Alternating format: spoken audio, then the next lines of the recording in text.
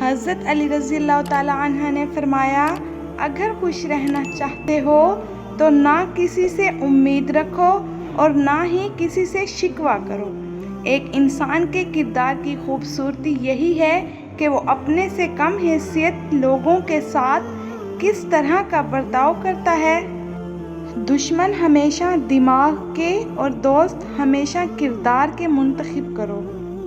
زندگی میں کبھی بھی اپنے ہنر پر غرور مت کرنا، کیوں نہ کہ پتھر جب بھی پانی میں گرتا ہے تو اپنے ہی وزن سے ڈوب جاتا ہے۔ اپنی زندگی ایسے جیو کہ اللہ کو پسند آ جاؤ۔ دنیا والوں کی سوچ تو روز بدلتی رہتی ہے۔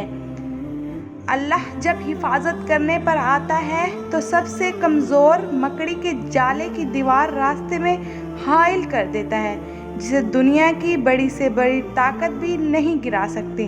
اس لیے بھروسہ اور یقین صرف اللہ تعالیٰ کی ذات پر ہو رکھے، کیوں نہ کہ وہ مسبب الاسباب ہے۔ جب انسان ٹوٹ جاتا ہے تو تب ہی انسان کے اندر سے آواز نکلتی ہے کہ کوئی بات نہیں، لوگ نہ سہی، اللہ تو ساتھ دینے والا ہے۔ زندگی ہر جاندار کو دی جاتی ہے، مگر بامقصد زندگی صرف انسان کو دی گئی ہے، اور وہ مقصد ہی اسے باقی مخلوقات سے الگ اور بہتر بناتا ہے۔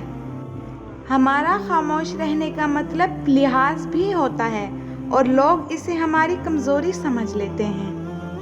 اور جب تم مشکلوں سے نکل کر آسانیوں میں آ جاؤ تو سجدہ شکر ضرور کیا کرو۔ تمہارے رب نے تمہیں گر کر اٹھنا اور کچھ نہ ہونے سے کچھ ہونا سکھایا ہے۔ ہو سکتا ہے دنیا میں منافق بازی لے جائیں، مگر آخرت سچے لوگوں کی کامیابی کا دن ہے۔